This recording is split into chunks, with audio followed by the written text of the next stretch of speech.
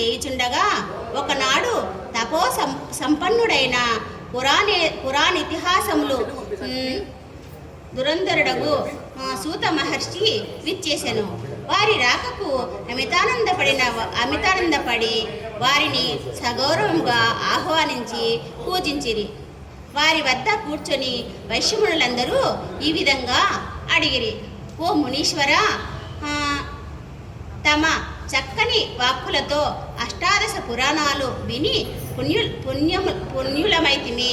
ఇప్పుడు వైశ్య ధర్మములను, వారి వ్యాపారములకు, వారి జన్మ భవిష్యత్తు వృత్తాంతములను వినగోరుచున్నాము.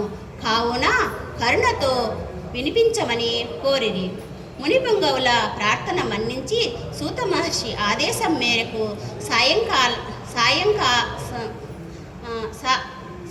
సాలయంఖాన మహర్షి ఇలా వివరించసాగాడు: ఓ మునులారా, ఆదిపరాశక్తి అంశ అయిన శ్రీ పార్వతీదేవి కాళికాశక్తి అవతారమెత్తి మహిషాసుని సంహరించిన తర్వాత శాంతి మార్గమున బోధించుటకై శ్రీ వాసవి కన్యకా పరమేశ్వర దేవిగా వైశ్యుల ఎంట అవతరించి వారి కులదేవతగా వెలసిన పురాణ కథను చెప్పెదను.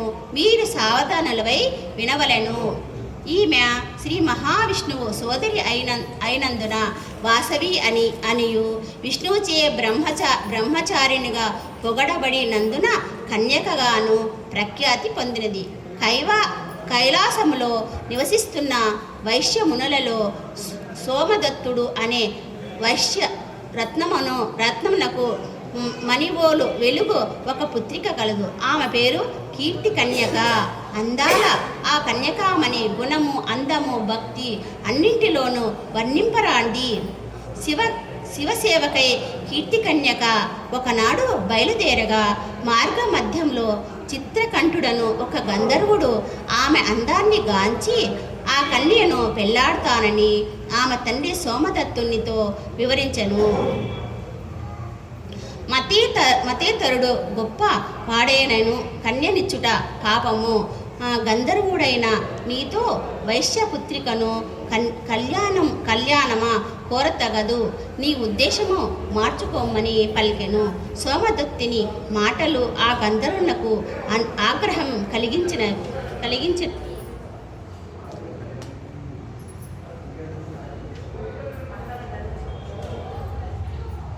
అంతటా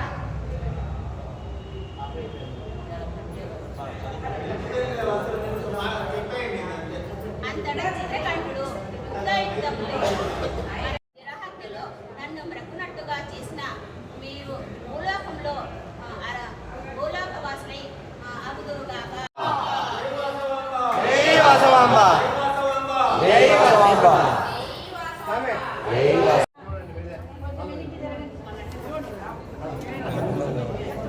ओम विश्वाभ्याम विश्वदे मूर्ते जगन्नाथागमे विश्वदामंतरे कलियुगे प्रथमपादे पूर्वीपि कंसमनिषे पतंगे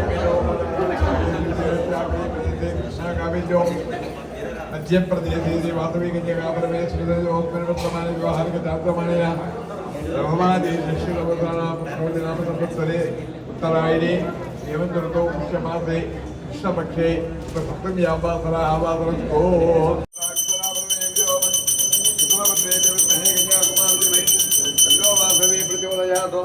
वासवी कन्यकापरमेश्वरी देवी नमः कर्पूरानन्दलीलानन्दर्शयामि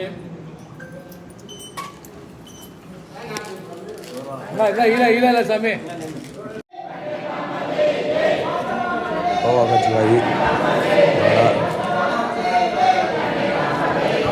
ఉప్మా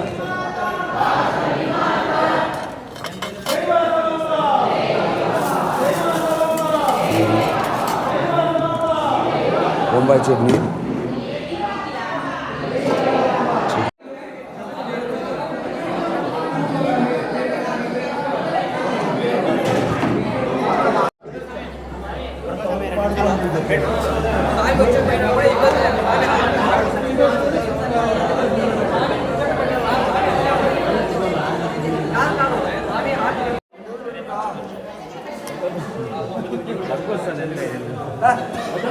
아니다.